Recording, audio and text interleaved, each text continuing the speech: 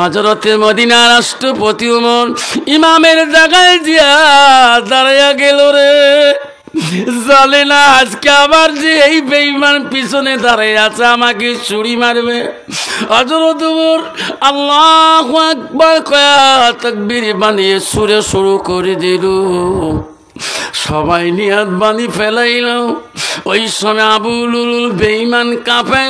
ওই প্রতিশোধ দেওয়ার জন্য ভিতর থেকে ছুরিটা খুঁচিটা বার করিয়া এমন জোরে হযরত ওমরের শরীরের দিকে হান মারে দিল। প্রথম হান দেওয়ার সাথে সাথে হযরত ওমর ছুরি বন্ধ করে নাই। সুবহানাল্লাহ। হায় রে, ছুরি চলে আসে। দ্বিতীয় হান দিয়ে দিলেন।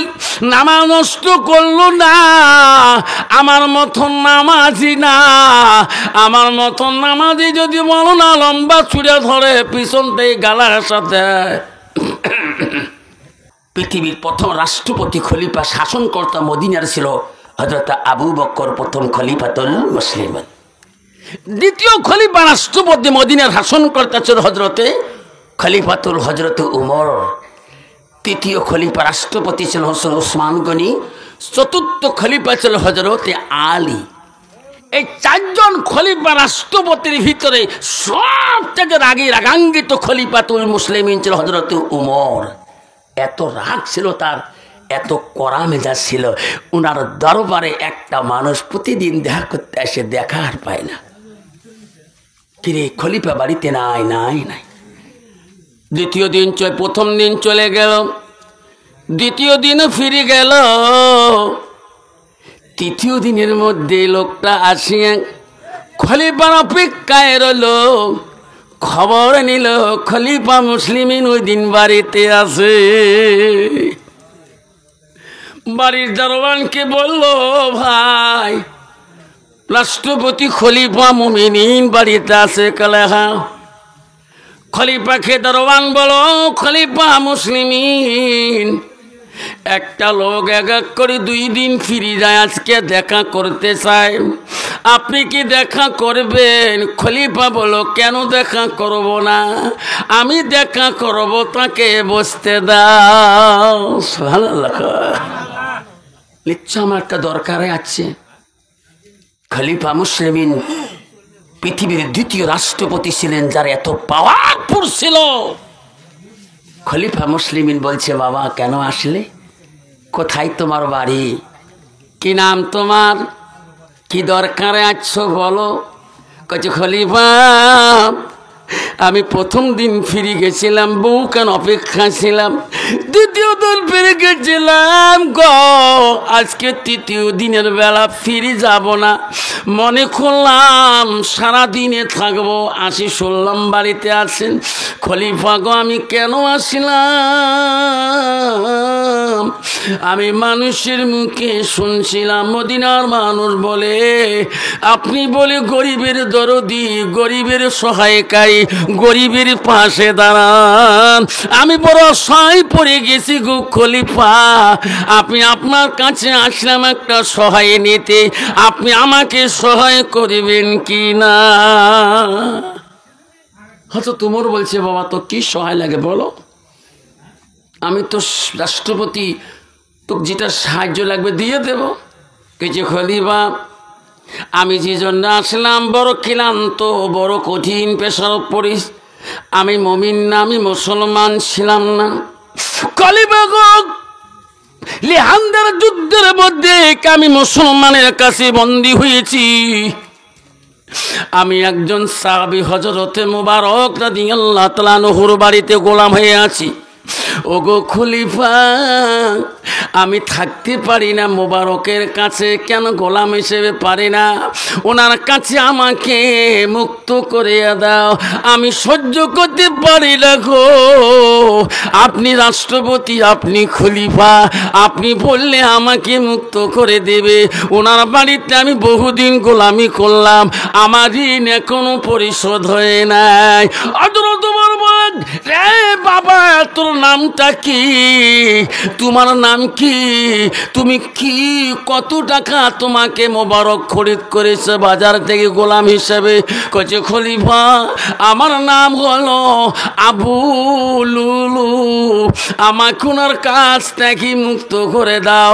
আমি এনার বাইনার বাড়িতে এত টাকা দেই, আমার এখনো ঋণ পরিশোধ বলে হয় নাই, আমাকে মাপ দেয় না, আপনি ওনার কাছ থেকে মুক্ত করে দাও। আপনি যা বলবেন তাই করবে, কারণ মদিনার মানুষ তোমাকে ভয় করে। ঠিক না ভাই? ঠিক কইছে বাবা ওনাকে তুমি কত টাকা দাও? কইছে খলিফা আমি প্রতিদিন 200 দিরহাম করে টাকা ওনার হাতে দেই। তোমার কর্ম কি? তুমি 200 দিরহাম টাকা কেমন করে উপার্জন করো?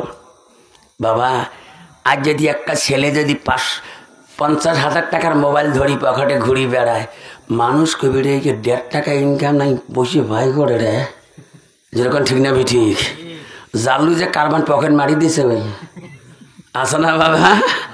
মানুষ অনুগুনি করি কিরে তোর বেটায় 50,000 টাকা মোবাইল, তোমার জানেন মোর বেটা গোপন ব্যবসা করে, আসো না?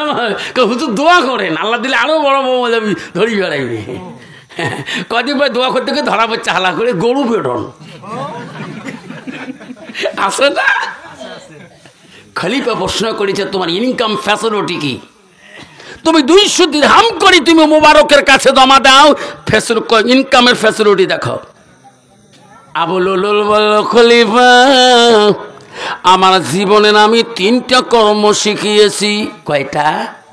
জোরে কোন কয়টা? 3টা কর্ম শিখিয়েছি গো খলিফা। আমার জীবনের প্রথম ইনকাম ফ্যাসিলিটি হলো আমি একজন কামার, লোহা গরম করি করি অস্ত্র বানিয়া বিক্রি করি, তার পয়সা আমি দেই। দ্বিতীয় ইনকাম হলো মদিনার খলিফা আমি সুতা বানাইতে পারি, সুতা পোকা দিয়ে আমি সুতা আবিষ্কার করাই। 3 নম্বর ইনকাম হলো খলিফা আমি একজন আর্টম্যান, আমি মানুষের আর্ট করতে পারি, আমি আর্ট মাস্টার, আমি পিকচার রাখতে পারি। এই 3টা কামের মধ্যে আমি পারদ। যখন যেটা আসে আমি পয়সা ইনকাম করি মোবারকের কাছে দেই। এখন আমার ঋণ বলে শোধ হয়নি, এত বছর হলো আমার কত টাকা দিয়ে যে কিনে আনছে। খলিফা বলছে রে আবু লুলুল আমি মদিনার মানুষের বুকে চলছিলাম রে, তুমি বলে একজন উচ্চ শিল্প, তুমি বলে আকাশে উড়াও, জান তীর করতে পারো, যন্ত্র তীর করতে পারো। আবু লুলুল রে আমি মদিনা রাষ্ট্রপতি ওমর বলি, তুমি আমাকে একটা আকাশ উড়া, তুমি যাও জাহান বানে দাও, বাহন বানাইয়া দাও, তোমাকে যত দিরহাম লাগে আমি খলিফা রাষ্ট্রপতি ওমর তোমাকে দেব, তারপরে মুবারকের কাছ থেকে মুক্ত করে দেব।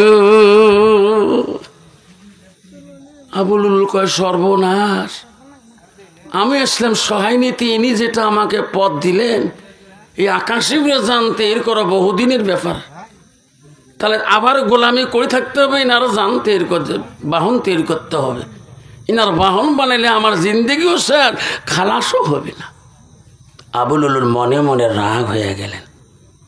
বিদিন বললেন আবু ওই মদিনার মানুষ বলছে হযরত উমরের কাছে কথা বললে ভয়ে লাগে। আমি বললাম খলিফা আপনার কাছে আর সহায় লাগে না, আপনার আমি জানো বাইর করতে তৈরি করে দিতে পারবো না যানবাহন, আমি আপনার কাছে সহায়ও চাই না। মদিনার খলিফার কাছ থেকে আবু লুলুল বেঈমান চলে গেলেন। মনে মনে ভাবলেন, মনে মনে বললেন আমি একদিন তোকে দেখি ছাড়বো। বহুদিন চলে গেলেন। মদিনা রাষ্ট্রপতি খলিফা খেয়াল ছিল না, হঠাৎ করে আবু লুলুর মনে পড়ে গেল প্রতিশোধ নেওয়া বাকি আছে। হায় রে মদিনার জমিলিক যেখানে হযরত ওমর যে মসজিদে নামাজ পড়ে, আবু লুলুল খবর নিয়ে নিলেন ওই মসজিদে যা আবু লুলুল মুসলমানের ভেষ নিয়ে, মুমিনদের ভেষ নিয়ে রে ফজরের নামাজের প্রথম কাতারের মধ্যে হযরত উমরের পিছনে দাঁড়াইয়া রইলেন। দোধারি ছুরি ছিল ভিতরে, কাপড়ের ভিতরে গো। মানুষ যখন নামাজ পড়িতে যায়, গ্রামের মানুষ ফজরের টাইমে যদি দুইটা নতুন লোক দেখা যায় নামাজের মশলায়, কেউ জিজ্ঞাসা করবে না, জানবে কারোবার বাড়ির মেহমান আসিয়েছে, ইনারা মসজিদে আসছে নামাজ পড়ার জন্য। কারো প্রশ্ন করা দরকার নাই, নামাজের শেষে বলতে পারে কেউ কার বাড়িতে এসেছি। ঠিক না বেটি? এর আগে তো নামাজে দাঁড়ায় আছে, বসে আছে। আবু লুলুল বেঈমান দুধারি খুনসি ছুরি নিয়ে কাপড়ের ভিতরে নিয়ে নামাজের কাতারে দাঁড়াইছে। আবু লুলুল জানে ইনারা যখন নামাজ আল্লাহু আকবার যখন নিয়ত বাঁধবে তখন তো ছুরি চলা আমার সুবিধা হবে। ঠিক না বেটি? এর আগে ছুরি চলা যাবে না, কারণ আমাকে ধরি ফেলাইবে। আবু লুলুল দেখলেন মদিনার রাষ্ট্রপতি হযরত উমর ফজরের নামাজের প্রথম কাতার শুরু হয়ে গেল, দাঁড়ে গেল, ফরজ নামাজ শুরু হয়ে গেল। বেঈমান আবু লুলুল দাঁড়াইয়া গেল। হযরতে মদিনা রাষ্ট্রপতি উমর ইমামের জায়গায় দিয়া দাঁড়াইয়া গেল। রে জানে না আজকে আবার যে এই বেঈমান পিছনে দাঁড়ায় আছে আমাকে ছুরি মারবে। হযরত উমর আল্লাহু আকবার কয়া তাকবীর বানিয়ে সুরে শুরু করে দিল। সবাই নিয়াত বানি ফেলাইল। ওই সময় আবু লুলুল বেঈমান কাঁপে। ওই প্রতিশোধ দেওয়ার জন্য ভিতর থেকে ছুরিটা খুঁচিটা বার করিয়া এমন জোরে হযরত উমরের শরীরের দিকে হান মারে দিল। প্রথম হান দেওয়ার সাথে সাথে হযরত উমর ছুরি বন্ধ করে নাই। সুবহানাল্লাহ।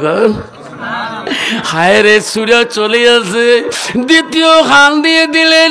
নামাজ নষ্ট করলো না, আমার মতন নামাজি না। আমার মতন নামাজি যদি বলো না লম্বা ছুরি ধরে পিছন থেকে গালার সাথে হুজুর কাক আঁকছেন তারাবিদকে যে মশা 3 বের হাত ছাড়ি দেন তবু ফাতেহা ছুঁড়ে শেষ হয় না। আমার আগের মুন্সি ভাল 20 টাকার নামাজ পড়তে 10 মিনিটও লাগে না, যে অশান্তি পড়িও শান্তি। ঠিক না? ঠিক। আর যদি লম্বা ছুঁড়ে ধরছেন সমালোচনা করে অতকে থাকেনি মাঝে নামাজ কে সুটকু মুন্সি ভাল নামাজ পড়ি কম শান্তি জোয়া আইসে খাই জোয়া আর আইসে যেরকম এইরকম নামাজি আছে না নাই কন বাবা তোমার জায়গাত পোকা লাগে নাই। আল্লাহ কত নামাজি দেখুন ডিজিটাল মার্কা নামাজি রে বাপ, তোমার জায়গা নাই রে বাপ। খাই শুক্রবারে লোট আমার মধ্যে শুক্রবারে পালা হয়, বেরিয়েও জায়গা দেওয়া না যায়। মুই মনে মনে কর এই 7 দিন কি না আল্লাহর সাথে কানেকশন করছি নাকি? শুক্রবারে যাবার জায়গা দিবেন না ভাই আমার রুমে, তোমার দিবেন কেমন জায়গায় দিবেন না ভাই, কারণটা কি রে? আর ওই ওয়াক্ত নামাজ ওই 7 জন 8 জন 5 জন পারবে না, মানে আইসি লাগবে। আর বাকি দিন ওরে বাবা রমজান মাসে তো কাতারে পাবার নয়, আগা কাতার লোট। যেই 15টা রোজা চলে গেল আস্তে আস্তে এই কমে গেল, কমা শুরু করতে করতে এলে হল ডিজিটাল নামাজ। যেরকম ঠিক না ঠিক কোন তো বাবা মনে মনে চিন্তা কোনো এলে বোঝা আল্লাহর সাথে কানেকশন হয় নাকি? আমরা তো পাইও না। কোন তো বাবা এইরকম নামাজির দ্বারা আল্লাহকে লাভ করা যাবে, আল্লাহ জান্নাতকে লাভ করা যাবে শোনা চান। আর কত মা বোন আছে বাপ ডিজিটাল নামাজি, আল্লাহ রাকাতে সালাতে স্বামীতে জ্বালাতে আল্লাহ আকবার। যেরকম ঠিক না ঠিক আল্লাহ কত ডিজিটাল নামাজি। আর কয় বুঝন দেখছেন আফসার মোল্লা কালকে আসিয়ে দিলে কথা পোকা লাগে সব কথা বাস করে দিছে। স্বামীর বলে খেদমত করা খায়, স্বামীর সাথে বলে মোলাকাত করা খায়, বউ এলে কথা শুনলে মাথার মেমোরি খাম হয়ে যায়। 7 দিন আগত মুই যোগিন কাকার গান নিয়ে পাগল, আর স্বামী বারে বারে ভাত খাবা ভাত চায়। মুই লাস্টে ডাইরেক্ট ভাতের থালি ফেলে দিত ঢালে। সেই থালি যে মোর স্বামীর নাকত নাগিয়ে গেছে, বুতি কষ নাক ফাটি গেলে হুলহুলি রক্ত পড়ে আছে না?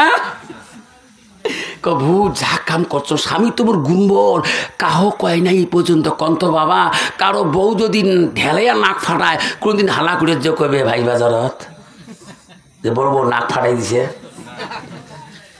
কেউ বললে কথা শুনি জিয়া ইস বউ সারা রাত ঘুম পারং নাই নামাজ তো এখন পড়ং ফজর নামাজ পড়ি বসে আছো আমরা মসজিদ থেকে আসি সাথে দৌড়ি যা হাত ধরলুম যা করছো থালি ঢালাইছো নাক ফাটাইছো কাহো কর নাই আল্লাহ দেখছে তোমরা মাফ করে দিলে আল্লাহ মাফ করে দিল যা মাফ করে দিল যা আল্লাহ মাফ করুক বুঝেই মাফ করছে না গাখন ঝরঝরা হয়ে গেল আল্লাহ আজকে চারিবার ভাত খান চারিও বারে বারে ভাত খান বুঝন তুইও না গেছিস সবার বাড়ি নিজে তো মাসির বেটি বোন হস তুই বলে ভাই সাহেব বলে গুড়ি বিছার থেকে ফেলে দিয়েছিস ভাই সাহেব কানি আসি মকল তুই মাপ নিস নে মুই মাপ নেন মোর মাও মরি গেছে মোর বাপের কাছে মাপ নাই তারে বেটি মুই মোর মা কম ডাহু আছিল মোর বাপের মোর মার ভয় মোর বাপ হালা ঘুরে যায় নাই এত ভাই খাইছে আছে না মা যদি ভালো হয় মেয়ে ভালো হবে মেয়ে যদি ভালো হয় রে মা ভালো হবে মাস্টার যদি ভালো হয় ছাত্র ভালো হবে ছাত্র যদি ভালো হয় রে মাস্টার ভালো হবে ইডি যদি ভালো হয় ফার্মা ভালো হবে ফার্মা যদি ভালো হয় রে ইট ভালো হবে এমন জাতের কচু আছে অল্প জালে সিদ্ধ হয় এমন জাতের মেয়ে আছে অল্প কথায় বুঝিয়া পায় এমন জাতের কচু আছে অল্প জালে সেজে না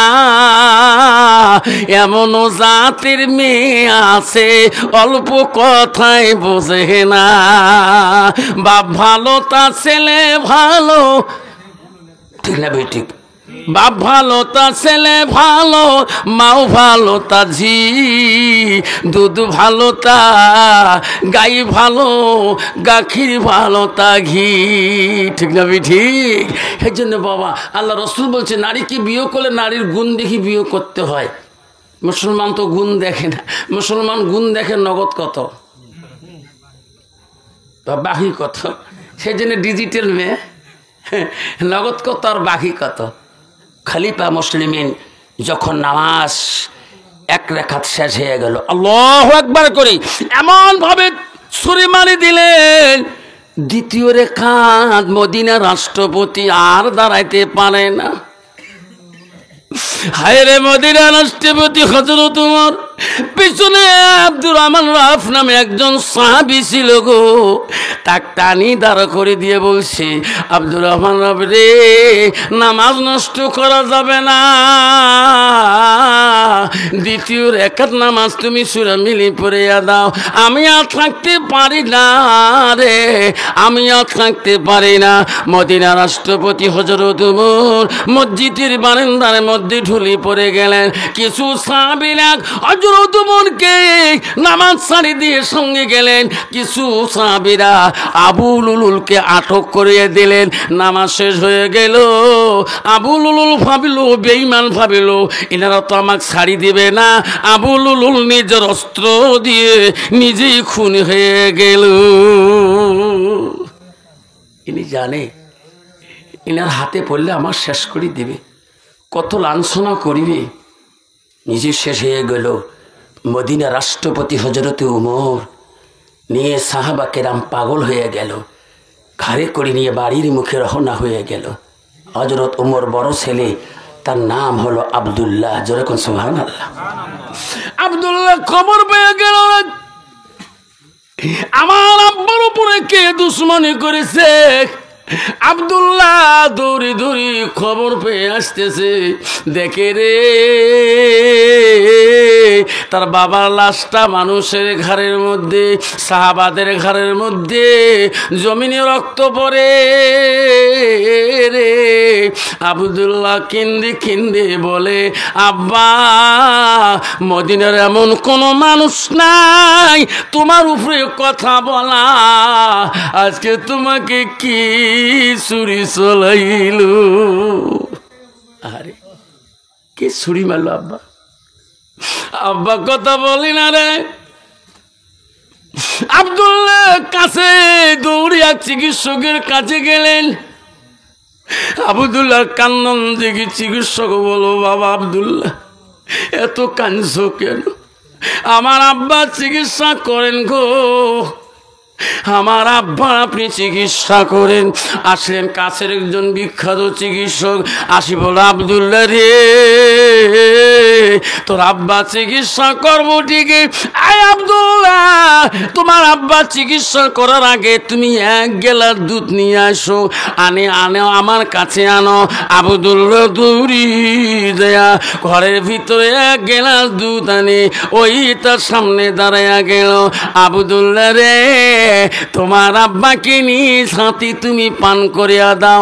আব্দুল্লাহ ওনার আব্বার মুখের মধ্যে দুধ পান করে দেয়। যেদিকে দিদিকে ওই ছুরি মারি দিয়েছে, দুধের সরাগুলি সেই দিকে বেরিয়ে যায়। চিকিৎসক বলে, আব্দুল্লাহ আমরা পারবো না, তোর আব্বা চিকিৎসা করা পারবো না, আমার দ্বারা চিকিৎসা হবে না রে আব্দুল্লাহ, আমি পারবো না তোমার আব্বা চিকিৎসা করতে। বাবা বেটার কত দরদ ছিল গো। আব্দুল্লাহ কান্দি পাগলের মতন, কেতাব আছে আব্দুল্লাহ পাগল হয়ে গেছিলেন আব্বা আব্বা করে নিয়ে। আর বর্তমান যুগের ছেলে বাবা তো দুধ খোয়াতে দূরের কথা, বাবা জ্বরে যদি 7 দিন বিছনায় পড়ে থাকে, একটা প্যারাসিটামল ট্যাবলেট এবার বাবা মা পায় না বিছানার মধ্যে, জ্বরে কোন ঠিক না ঠিক। বাবা যদি হাসপাতালে যাওয়ার সময় হয়ে যায়, নিজের বিবিকে দিনে কয়েকবার হাসপাতাল নিয়ে যেতেছে, কয়েকবার নার্সিংয়ে নিয়ে যেতেছে, কয়েকবার দামি দামি মেডিকেলে নিয়ে যেতেছে, আর বাবার জন্য একটা জ্বরের ট্যাবলেট, মার জন্য একটা জ্বরের ট্যাবলেট মেলে না। এইরকম ডিজিটাল যুবক আছে না নাই? আছে। কেন? ওই বিবির জ্বালায় যেতে পারে না একটা মার কাছে দামি ট্যাবলেট, না একটা বাবার খাতে দামি ট্যাবলেট আনার জন্য। বিবি কোন সময় আমাকে আবার কয়, কেন ওষুধ আনলেন? কারণ বিবির জ্বালা। নারী হলো কান্ধানি নারী বাবা। একদল নারী আছে বিবি তার জ্বালায় বাবার সাথে প্রাণ ভরে কথা বলতে পারে না, মার সাথে 2টা ভালো মন্দ কথা বলতে পারে না। যদি বিবিটা আপনার ইমানদার মোত্তাকিন পরহেজগারি না হয়, যেরকম ঠিক না ঠিক। বাপজান আব্দুল্লাহ কাঁদছিলেন, আব্বার আব্বা করিয়া কাঁদছিল। আব্বা একটাবার আমার দিকে তাকে আব্দুল্লাহ করি ডাক মারেন, আব্বা আপনি বাড়িতে আসেন, আব্দুল্লাহ কোথায় গেল? ও আব্দুল্লাহর মা, আব্দুল্লাহ কোথায় গেলেন? আজকে কেন আব্বা তুমি আমাকে আব্দুল্লাহ করি ডাকো না? হযরত উমর ভুয়া কাতর হয়ে পড়ে আছেন। আব্দুল্লাহ মনে করলো আমার আব্বাকে চিকিৎসা করি সুস্থ করতে হবে, আমি আমার বাবার বড় ছেলে, আমার নাম আব্দুল্লাহ, আমার আব্বা আমার জীবনে যত কষ্ট করেছে, আমি যদি আব্দুল্লাহ কিছুই করতে না পারি, আল্লাহ আমাকে পরকালে কিছুই আমাকে উপহার দিবে না। আজকে সমাজের মধ্যে 90% যুবক আছে বাপ, হাতে পায়ে ধরি বলি যান, আজকে বউয়ের জন্য সব কিছু টাকা মেলে, চিকিৎসার টাকা মেলে, ওষুধপাতি মেলে, দামি কাপড় জামা মেলে, চপ্পল মেলে, কিন্তু বাবার জন্য একটা লঙ্গি, দামি লঙ্গি নামাজ পড়ার জন্য মেলে না। ঈদের বাড়ির তোর বাবা ফাড়া লঙ্গি পিনি যায়, যেরকম ঠিক না ঠিক। আব্দুল্লাহ চোখের পানি ফেলে মদিনায় বিখ্যাত একজন চিকিৎসকের কাছে গেছেন, যাতে আমার আব্বা সুস্থ হয়ে যায়।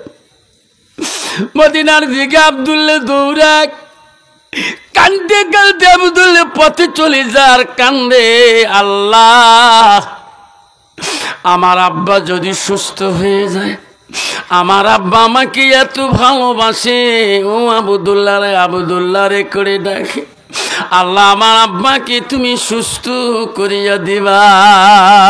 আব্দুল্লাহ চলে গেলেন একজন বিখ্যাত চিকিৎসকের দরবারে।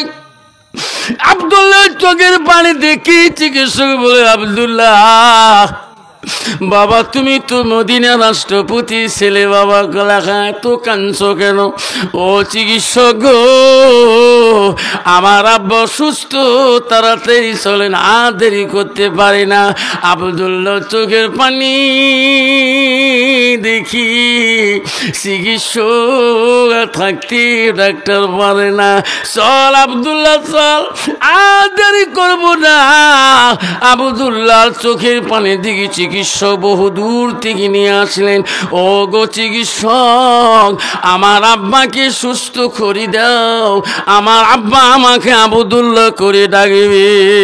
চিকিৎসক বলল, আব্দুল্লাহ রে, তো আব্বা চিকিৎসক করার জন্য এত দূর থেকে আসিলাম বাবা।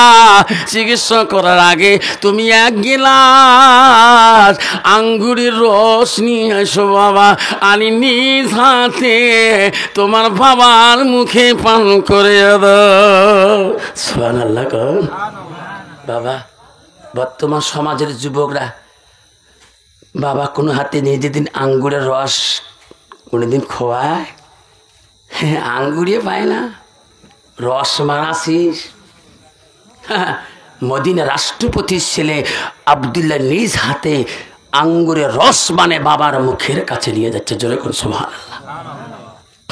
বাপজন আমার সোনার চানা, আমার বোনেরা শরীরে ঘুমা, আমারা কষ্ট দেব না, অল্প সময় শেষ করে দেব। কষ্ট হয় মা বোনেরা গো, বিশ্ব নবী রাসূলুল্লাহ মা, তুমি যদি উম্মত হয়ে থাকো, নবীজির প্রথম স্ত্রী ছিল মা হযরতে খাদিজাতুল কুবরা, নবীজির দ্বিতীয় বিবি ছিল হযরতে সাউদা রাদিয়াল্লাহু তাআলা আনহা, নবীজির তৃতীয় বিবি ছিল হযরতে মা আয়েশা সিদ্দিকা, নবীজির চতুর্থ বিবি ছিল হযরতে জয়নব, নবীজির পঞ্চম বিবি ছিল হযরতে হাফসা।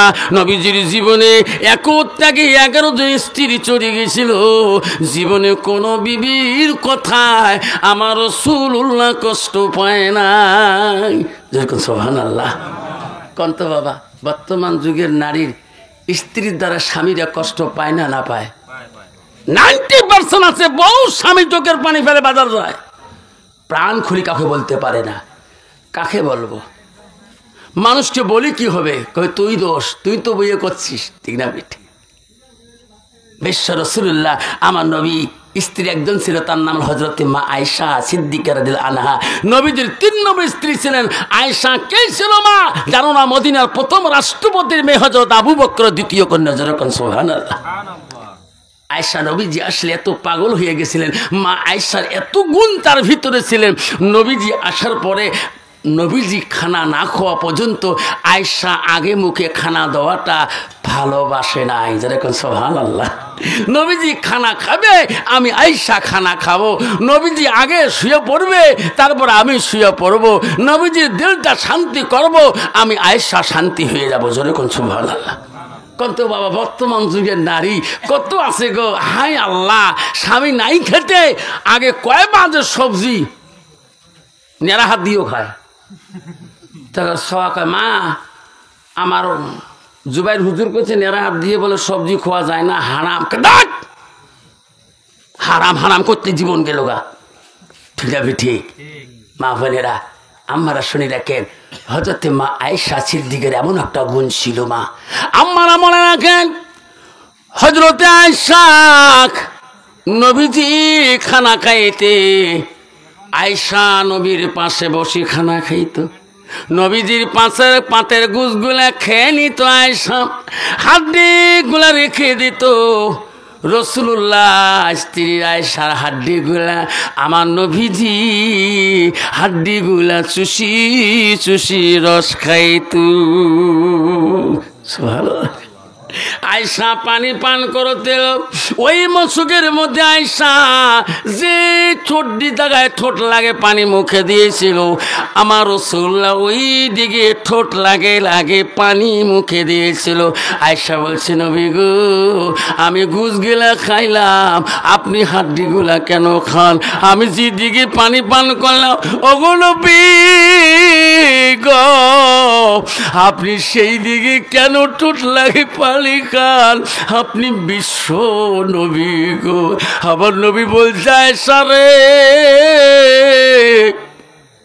তোমার কামরা হাড্ডি যদি আমি রাসূলুল্লাহ খাই, আমি তুমি যেদিকে পানি পান করেছো আমি যদি সেই দিকে ঠোঁট লাগে পানি পান করে আয়েশা আল্লাহ দরবারে সেই পানিটা রহমতের পানি হয়ে যাবে আর হাড্ডিটা রহমতের হাড্ডি হয়ে যাবে। দুনিয়াতে আমার উম্মতিরা পান করবে, স্বামী স্ত্রী এইভাবে খাবে, আমি রাসূলুল্লাহ তাকে ভালোবাসো। যেরকম সুবহানাল্লাহ। কত বাবা বর্তমান যুগের নারী স্বামীর আইটে বস্তু খাইতে চায় না, যেরকম ঠিক না আমি ঠিক। স্বামী যদি কোনো বস্তু কামড় দিয়ে থয় চলবে না। মা বোনেরা, আয়েশার কত বড় গুণ ছিলেন। রাসূলুল্লাহ বাড়িতে আসলে আয়েশার গুণে নবী পাগল হয়ে গেছিলেন। নবীজি এসে দেখে সমস্ত বিবিরা আনন্দিত খুশি। হযরতে আয়েশা কোনো কাজ না করে নিজে ইচ্ছা মতন বসে আছে। রাসূল বলল, আয়েশা এই সংসারে দায়ী দায়িত্ব সবার অধিকার সমান। জোরে কোন সুবহানাল্লাহ। আয়েশা তুমি বসে আছো কেন? তুমি কাম করবা না? এই বাড়ির দায়িত্ব সবার অধিকার সমান, সবার কামের অধিকার সমান, তুমি কাম না করি বসে আছো কেন? আয়েশা আম্মাজান বলছে, রাসূলুল্লাহ আমি জানি আপনি এই কথা বলবেন, আজকের কাম আমি আপনার কাছে খুঁজি নিয়ে করবো। যেরকম সুবহানাল্লাহ। নবী বলে, আয়েশা রে তুমি কি কাম আমার কাছে খুঁজি নিয়ে করবা বলো। ওগো নবী আমি যেটা কাম চাবো সেটা দিবেন কি? কি গো বলো। নবী গো আমার আয়েশার মনটা চায় আমার হাত দুইটে দিয়ে আমি তোমার গোসল করে দিতে চাই। সুবহানাল্লাহ। নবী আপনি যদি খুশি হন আমি আয়েশা খুশি হয়ে যাব। নবী গো আপনার পারমিশন ছাড়া আমি আয়েশা তো পারি না আপনাকে গোসল দিতে। নবী বলছে, আয়েশা রে আয়েশা তুমি যদি খুশি হয়ে যাও আমি বারণ করতে বাধা করতে পারি না। আয়েশা তৎক্ষণাতে 2 মস্ক পানি আনলেন, আনি নবীজিকে গোসল দেওয়ার জন্যে একটা চোখের উপরে নবীকে বসিয়ে দিলেন। নবীজি গোসলের পানি গায়ে দিবে গো, নবীর দিকে তাকায় আয়েশা গো নবীর গায়ে পানি ঢালে না। নবী বলে, আয়েশা রে তুমি গায়ে পানি দাও, আমার গায়ে কেন পানি ঢালো না? আমার মুখের দিকে কেন তুমি বারবার তাকিয়ে দেখো? আয়েশা বলছে, নবী আমি তোমার মুহাম্মদের বিবি, আমার আব্বা আবু বকর কম বয়সে বিবাহ দিয়েছে। যেদিন থাকি তোমাকে পেয়েছি স্বামী হিসেবে, নবী হিসেবে, সেদিন থেকে তোমাকে এত ভালোবাসি গো নবী। আমি একটা তোমাকে প্রশ্ন করতে চাই। নবী বলে, আয়েশা কি প্রশ্ন করতে চাও বলো। ওগো নবী তোমার গায়ে পানি দেব, আমার একটা প্রশ্ন, তোমার শিশুকালে তোমার বাল্যকালে তোমার শরীরের মধ্যে কোনো বেমার হয়েছে নাকি, রোগ হয়েছে নাকি? নবী গো তোমার শরীরে এত দাগ কেন, এত কালা কালা কেন দাগ দেখা যায়? ও নবী তোমার কি বেমার শিশুকালে তোমার বাল্যকালে জীবনে হয়েছে? নবী কথা বলে না। নবী 2 চোখের পানি দিয়ে, নবীর 2 চোখের পানি দিয়ে নবীজির বুক ভেসে যেতেছে। নবীজি উত্তর দিচ্ছে না। আয়েশা বারবার অনুরোধ করছে, রাসূল আপনি উত্তর দেন না কেন, আপনি খালি কাঁদছেন কেন? নবী বলছে, আয়েশা সেই দিনের কথা মনে করে দিও না রে। আয়েশা রে আমার জীবনে ছোটকালে রোগ বিধি হয় নাই, কোনো বসন্ত কলেরা হয় নাই। আয়েশা গো সেই দিনের কথাগুলো তুমি মনে করে দিলে আমি নবী বড় কষ্ট পাই। আয়েশা বলছে, হুজুর কোন দিনের কথা? আয়েশা রে আমি ইসলামের জন্য, ইসলামের খাতিরে যেদিন আমি তাইবের জমিনে দিন প্রচার করতে যাই, কলেমা প্রচার করিতে যাই তাইববাসীর দরবারে, তাইববাসীরা আমাকে চিনতে পারে নাই। তাইবের মানুষ আমাকে পাগল বলছিল, তাইবের যুবক আমাকে পাগল বলছিল। আয়সা, তাইবের যুবকরা আমাকে পাথর ভরি ভরি রে আমার অঙ্গগুলো কালো করে দিয়েছে রে আয়েশা।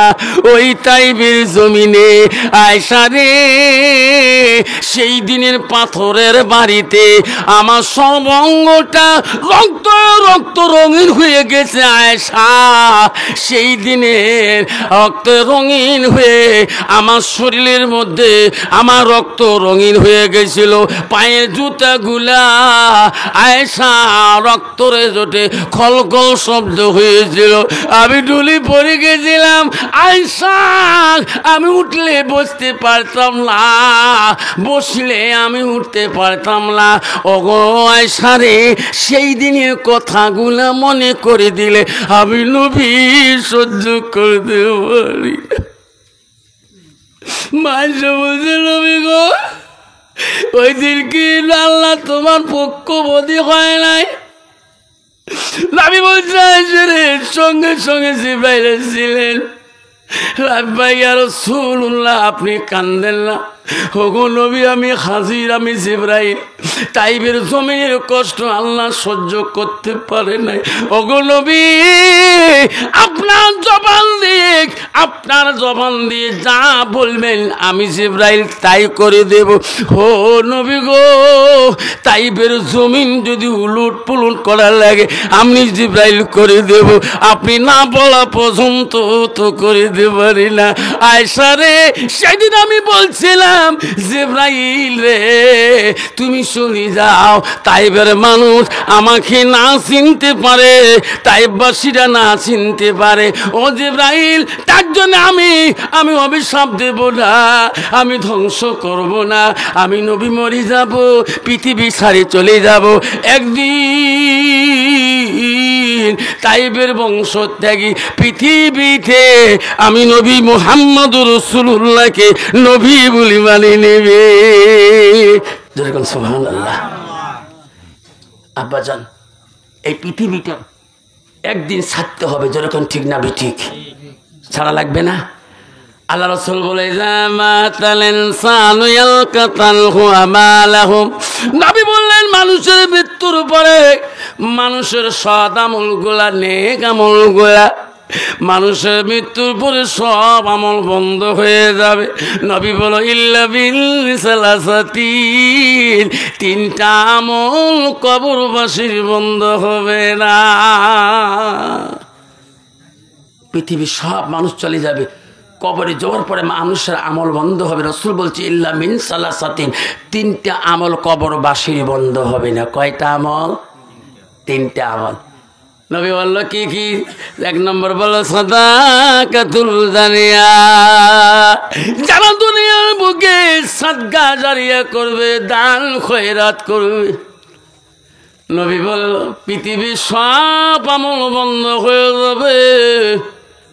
সাদাকাতুল জারিয়া, যারা দুনিয়াতে সাদকা জারিয়া করবে তার আমলটা কবরও তো বন্ধ হবে না। থাকবে। আজকে আমার মসজিদুল বাইতুল্লাহ, আজকে যদি আল্লাহর ঘরের জন্য আমরা কেউ যদি এই মসজিদের বারান্দা, এই গেটটার জন্যে নবীর প্রেমিক হয়ে যদি নবীর ভালোবাসা অন্তরে রাখি, যদি একটা বাবা যদি বলে হুজুর আমি 5,000 টাকা এই মসজিদের গেটের জন্য আমি আমার মা বাবার নামে সাদগা হিসেবে আমি নবীর হাদিসকে মানি নিলাম, হুজুর আমি 5,000 টাকা আমি মসজিদের দরজার জন্য, গেটের জন্য 5,000 টাকা আমি ওয়াদা করলাম, এই 10টা বাবা হয়ে যায় 50,000 টাকা হয়ে যাবে। হযরত ওমর বলে, হা আব্দুল্লাহ রে, তুমি আমার জন্যে ও তার বোন সহকারে তুমি এমনও মানুষের কাছে যা, হাফসা আমি ওমর মদিনা রাষ্ট্রপতি ছিলাম ঠিক মা, আমি বড় ভিখারি, আমার জন্য তুমি সাহায্য করতে যাও। মদিনা রাষ্ট্রপতি হযরত উমরের মেয়ে হাফসা বলে, আব্বা গো, আমরা হলো রাষ্ট্রপতির মেয়ে, আমরা কার কাছে সাহায্য চাবো, কার কাছে হাত পাতাবো, আপনি কিসের সাহায্যের কথা বলে? হযরত উমর বলছে, মা আমি মদিনা রাষ্ট্রপতি ছিলাম, আজকে আমি যার কাছে তোমাকে পাঠিয়ে দেব তার কাছে যে আমার জন্য সাহায্য চাইতে হবে। হযরত হাফসা বলছে, আব্বা গো, কার কাছে সাহায্য চাবো? হযরত ওমর বলল, হাফসা বেটি, বিশ্বনবী রাসূলুল্লাহ মা আয়েশা আম্মাজনের কাছে তুমি সাহায্য বলে যাও। কইছে, আব্বা কিসের সাহায্য? নবীজির বিবি আয়েশার কাছে যাওয়া। হযরত ওমর বলছে, হাফসা রে, আয়েশাকে যে বলবা, আয়েশা রাসূলুল্লাহর কবর যেখানে হয়েছে, তারপরে তোমার আব্বা আবু বকরের কবর হয়েছে, তারপরে জায়গাটা খালি হয়ে আছে, ওই জায়গাটায় আমার কবর দিতে দিবি কিনা, এইটা আয়েশার কাছে সাহায্যের জন্য তুমি চাও। আয়েশা যদি অনুমতি দেয় আমি আবু বকরের পাশে শুয়ে থাকবো রে আয়েশা। আচ্ছা, যতকাল পর্যন্ত রাসূলের স্ত্রী মা আয়েশা পারমিশন দেবে না, অতক্ষণ আমার কবরটা আবু বকর রাসূলুল্লাহর পাশে হবে না। লাইন থাকবে বাবা। একজন 4 বস্তা সিমেন্ট দিবে। কি নাম? আব্দুল মুত্তালিব, তার বাবার জন্য দোয়া। আল্লাহ, আব্দুল মুত্তালিব, কি সুন্দর নাম। তার বাবার জন্য 4 বস্তা সিমেন্ট দিয়ে খুশি হয়ে যান। আল্লাহ আকবার, নাই তাকবীর। আল্লাহ, আব্দুল মুত্তালিব, কি সুন্দর নাম। 4 বস্তা সিমেন্ট দিয়ে খুশি হয়ে যান। তার বাবা আছে কবরে, আছে পড়িয়ে, মাফ করে দিবে আল্লাহ তুমি জানো রে। আসুন আব্দুল মুত্তালিব মতো করিয়ে 4 বস্তা দিতে পারে না, 2 বস্তা, 5 জনদের 10 বস্তা হয়ে 14 বস্তা হয়ে যাবে। আসো বাবা, আজকে দিতে পারে না সিমেন্ট, তো আজকে দেওয়া সম্ভব না, ওয়াদা দেনেওয়ালা হলে হয়ে যাবে ইনশাল্লাহ। আসুন মুত্তালিবের মতন করে 2 বস্তা দেই, 2 বস্তা দেনেওয়ালা ইনশাল্লাহ। একটা হুজুর, আমি তো টাকা দিব না, 2 বছর সিমেন্ট দেবো আল্লাহর ঘরের জন্য। এই ঘর সাদাকাতুল জারিয়া, এই দান তোমার বিফলে যাবে না। মা বাবা পাই থাকবে কিয়ামত পর্যন্ত, তোমার বাবা মা যতদিন কে থাকবে কবরের মধ্যে, যতদিন আল্লাহর ঘর মসজিদ বাইতুল আল্লাহর ঘর থাকবে, অতদিন তোর মা বাবা কবরে, রাসূলের হাদিস পাইয়া থাকবে কবরের মধ্যে। রাসূল বলছে সাদাকাতুল জারিয়া। সেই জন্য বাপ ইনশাল্লাহ আজকে দিতে পারি না, কমপক্ষে বাবা মা যাবার কালে 1 বস্তা করে সিমেন্ট ওয়াদা দিয়ে যায়। হুজুর আজকে তো সিমেন্ট দিতে পারবো না, আমি আমার মসজিদের জন্য 1 বস্তা সিমেন্ট আজকে ওয়াদা করে গেলাম। 1 বস্তা, আজকে 1 বস্তা করি, আছে কাইও 1টা করে বস্তা সিমেন্ট আল্লাহর ঘরে যখন দরজা কাম করবে, 1 বস্তাকে সিমেন্ট দান করে দিয়ে যাবে ইনশাল্লাহ। আসেন বাবা, 5 ওয়াক্ত নামাজ পড়বো তো, পড়বেন বাবা, 5 ওয়াক্ত নামাজ পড়বো তো ইনশাল্লাহ। আল্লাহ যাতে আমাদের মুহূর্তের একদম পর্যন্ত যাতে 5 ওয়াক্ত নামাজি বানিয়ে দেয়, যেরকম আমিন। এই মসজিদের কাম আপনাদের দায় দায়িত্ব, সমাজের মানুষের দায় দায়িত্ব, যেরকম ঠিক না ঠিক। এই মসজিদ সুন্দর করে বানা। আমি আমার মসজিদের প্রেসিডেন্ট, আমি নিজেই প্রেসিডেন্ট। আমি আমার মসজিদে যে বান্ডারি ওয়ালের যে গেটটা যে বানাইলাম, এই 1 সপ্তাহ শেষ হলো করা। বাবারে কার হাত ধরছি, কত চ্যাংড়ার হাত ধরি এত সুন্দর করে মসজিদের গেটটা যে মিস্ত্রি বানিয়ে দিলেন, মেন বান্ডারি ওয়ালের গেটটা এত ডিজাইন করে দিলেন। এখনও দোকানে 4,500 আজকে হিসাব করে দিলাম সকালে, এখনও দোকানি মাত্র 4,033 টাকা পায়। তে আমার ওই গেটের ঋণ শেষ। তার ভিতরে আমি খুঁজি চাঁড়াগুলোর টাই ইলেকশন সমাজে আছে 500, 1000, 2000, 3000 করে নিয়ে এখন সবাই কয় এত সুন্দর গেট বানাইছে মসজিদের বাউন্ডারি ওয়ালের, এত সুন্দর রড দিয়ে এত সুন্দর করে ফিটিং করেছিলেন মিস্ত্রি। বাবা এটা তো থাকি যাবে আমাদের, আমরা থাকবো, আমার বাচ্চারা দেখি থাকবে। এটি যে আমার সহযোগিতা না করি তাহলে সমাজের কাম করবে কারা বাবা, ঠিক না বেঠিক? এই সারা যুবক ভাইরা সবার কাছে অনুরোধ থাকলো, আল মসজিদুল বাইতুল্লাহ, মসজিদ আল্লাহর ঘর। আল্লাহর ঘর যত সৌন্দর্য রাখবেন আল্লাহ তোমার বাড়ি অত সৌন্দর্য রাখবে। আল্লাহর ঘর যত ভালো রাখবেন আল্লাহ তোমার বাড়ি তত ভালোই রাখবে। আল্লাহর ঘর যত সৌন্দর্য বাড়িয়ে দিবেন আল্লাহ কাল কিয়ামতে জান্নাতের অত সৌন্দর্য বাড়িয়ে দিবেন। যেরকম সুবহানাল্লাহ। হযরত উমরের মেয়ে হাফসা রাদিয়াল্লাহু তাআলা আনহা কাঁদতে কাঁদতে মা আয়েশা আম্মাজান রাসূলুল্লাহর স্ত্রী দরবারে হাজির হয়েছিলেন।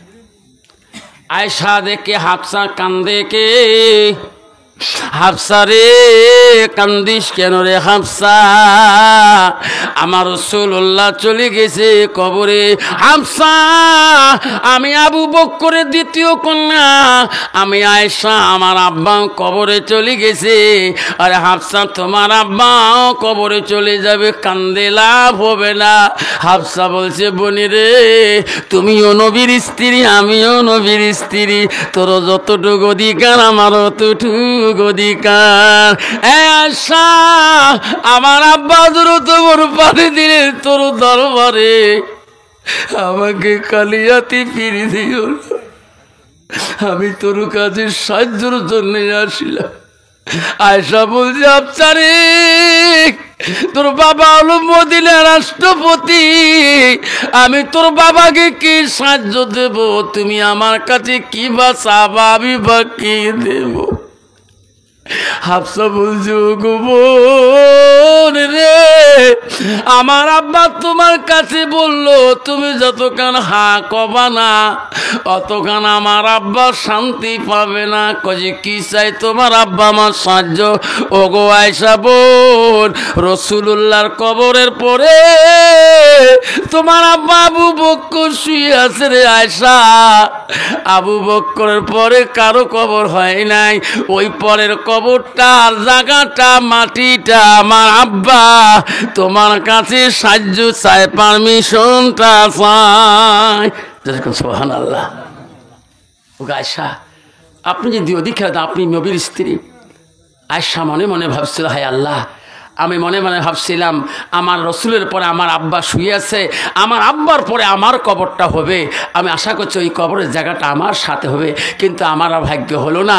আয়েশা তখন ভাবনা আল্লাহ আবু বকর ছিলেন আমার আব্বার নবীর বন্ধু, আমার নবীর বন্ধু হযরত ওমর ছিলেন, আমি কেন থাকবো। হাফসা আমি কথা দিয়ে দিলাম ঠিক আছে হাফসা তোমার আব্বার কবরটা আমার আব্বার পাশে হয়ে যাবে। যেরকম সুবহানাল্লাহ।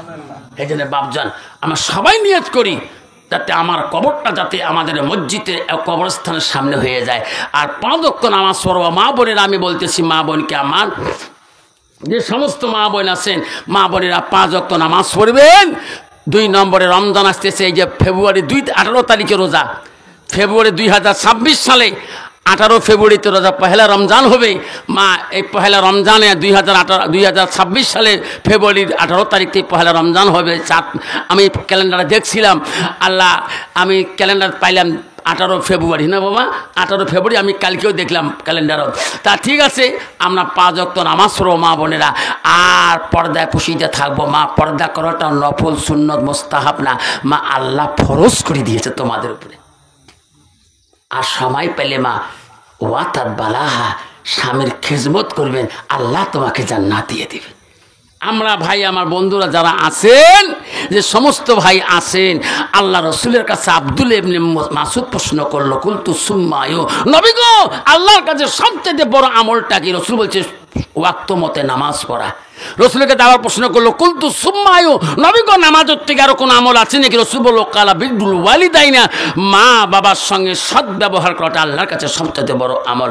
রসুলকে আবার প্রশ্ন করলো কুলতু সুম্মায়ু, নবী গো আরো কোন আমল আছে নাকি? রসুল বলল আল জিহাদু ফিস সাবিলিল্লাহ, ইসলামকে জিন্দা করা, জিহাদ করলে ওয়ালা আল্লাহর কাছে সবচেয়ে বড় আমল। সেই জন্য বলছি বাবা এই বুড়ে বয়সে মক্তব যাওয়া সম্ভব না, মাদ্রাসা যাওয়া সম্ভব না, কমপক্ষে আল্লাহ রাস্তায় 3টে দিন দিনের রাস্তায় চলবো, পূর্ণাঙ্গ মুসলমান হয়ে যাতে উজু গোসলের ফরজটা জানে। যেরকম ঠিক না ঠিক, নিজে তো শিখি নাই এলা গোসলের ফরজ, এলাও জানি না 10টা ডাইনি সুন্নত কি, এলা মোসের কানি ভেদরে বেরিয়েছি আসলে নাই, কামড়ে ছিঁড়ি ফেলায়, রাগ করি 4 দোকানে বসি কিড়িস কিড়ি কামড়ায়।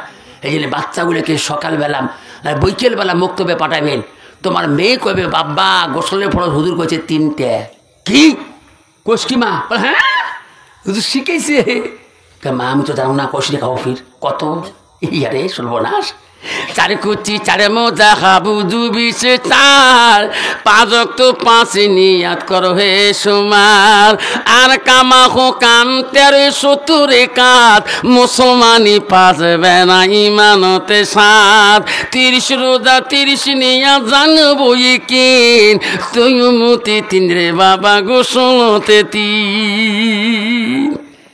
এই আমল শিখতে চান কমপক্ষে মাসে 3টে দিন যাবেন, বাচ্চাগুলোকে মুক্তভাবে পাঠাইবেন, ইসলাম জিন্দা হয়ে যাবে।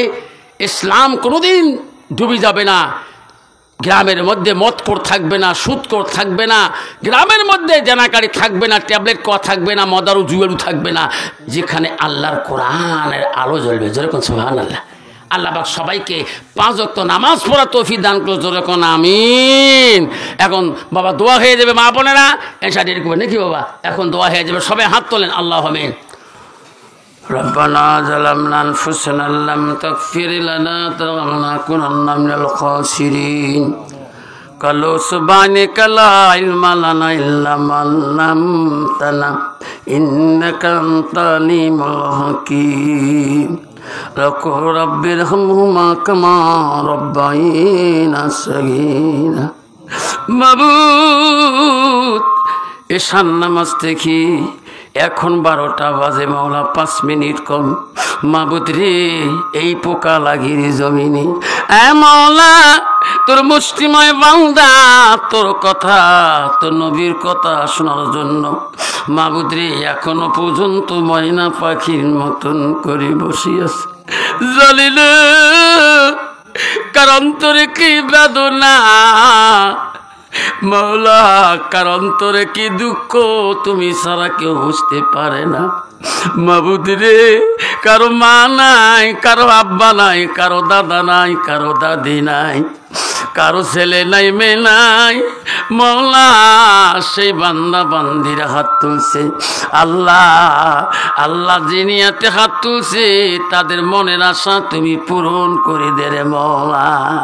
মাবুদ জীবনে কত গুনাহ করছি, কত ভুল করেছি আল্লাহ, নামাজের মধ্যে কত ফাঁকি দিয়েছিলাম, আজকে খাস দিলে তওবা করে নিলাম আল্লাহ, আর জীবনে কোনোদিন নামাজ কায়েজা করব না। মাবুদ পর্দার আড়ালের মধ্যে কত মা বোন আল্লাহ আসিয়েছে, আল্লাহ কত মা বোন আছে কারো মা নাই, কারো আব্বা নাই, কত মা বোন আছে মাবুদ মার কবর দেখলে কান্দে, আব্বার কবর দেখি কান্দে। আল্লাহ আজকের মা বোন জলসার মধ্যে এসেছে আল্লাহ, আল্লাহ মা বোনদের মা বাবার কবরগুলো তুমি জান্নাতে টুকরা বানিয়ে দে আল্লাহ। মাবুদ এই এলাকা পোকারা গেলে কারা যত মা বোন এসেছে আল্লাহ, প্রতিটা মা বোনকে আল্লাহ 5 ওয়াক্ত নামাজি বানিয়ে দে, পর্দা নিশি বানিয়ে দে আল্লাহ। প্রতিটা মা বোনকে তুমি স্বামী ভক্ত বানিয়ে দে আল্লাহ। মাবুদ তোর ঘরের জন্য দোয়া শেষ করে নাই, তোর ঘরের জন্য বাউলারে 1000 কোটি টাকা ওয়াদা দিয়েছে, নগদ দিয়েছে, 500 করে দিয়েছে, 100 200 দিয়েছে, যাই যেটা পেয়েছে দিয়েছে আল্লাহ। টাকা দিতে পারে নাই, সিমেন্ট ওয়াদা করেছে আল্লাহ। আল্লাহ যারা যেটা পছন্দ করো দান, সেটিও ছিল করে আল্লাহ আজকের দানখানি তুমি কবুল মঞ্জুর করে নাও মাবুদ। যারা যারা হাত তুলেছে কারো মালাই, কারো পালাই, আদরের মা কবরে পড়ে আছে, আদরে আব্বা মাওলা রে, যে আব্বা না খেয়ে ছেলেগুলোকে খোয়ায়, দামি দামি কাপড় ছেলে মেয়েকে কিনে দেয়, সে আব্বা কবরের মধ্যে পড়ে আছে। ওয়াজ করতে গেছিলাম, মা গভীর রাতে ডাকছিলাম, মা আমি সভা করে বাড়ি আসলাম, আমার মা গাঠির দরজার মধ্যে দাঁড়িয়েছিল, বাবা এত রাতে সভা করি কেন বাড়ি আসিস? সেই মা নাই, আর গানের কাছে দাঁড়িয়ে থাকে আরে বলা। আজকে সেই মা হারার মতন বান্দা কত না হাত তুলেছে, আব্বা হারার মতন বান্দা হাত তুলেছে। খাস করি মাওলা আমার হযরত ভাইয়ের ছেলে জুবাইর আব্বাটা আদরের ছিল, একসাথে জলসা করছিলাম হযরত ভাই ভাই। আল্লাহ কবরের মধ্যে পড়িয়েছে। আল্লাহ তার নেক সন্তান আজকে বড় আলেম হয়েছে, আল্লাহ তার হাতে ছিল করি আজকের এই জলসাখিনি তুমি কবুল মঞ্জুর করে নে আল্লাহ। আল্লাহ আজকে জলসাতে আল্লাহ কত মুরব্বী কেরাম, কত জ্ঞানী গুণী বান্দা হাত তুলছে, কত ওলামা দিন হাত তুলছে, আল্লাহ কত তালিম হাত তুলছে। আল্লাহ যার হাত তুমি পছন্দ করো আল্লাহ তার হাতে ছিল করিয়ে আজকের এই পোকা লাগিয়ে জলসা আল্লাহ মিলাদুন নবী কেন তুমি কবুল মঞ্জুর করে নাও আল্লাহ। এই সমাজবাসীর মহব্বত পয়দা করে দাও। এই মসজিদকে আল্লাহ দোতলা বিল্ডিং বানিয়ে দাও। এই মসজিদকে আল্লাহ তুমি কবুল মঞ্জুর করে নাও। লা ইলাহা ইল্লাল্লাহু মুহাম্মাদুর রাসূলুল্লাহ।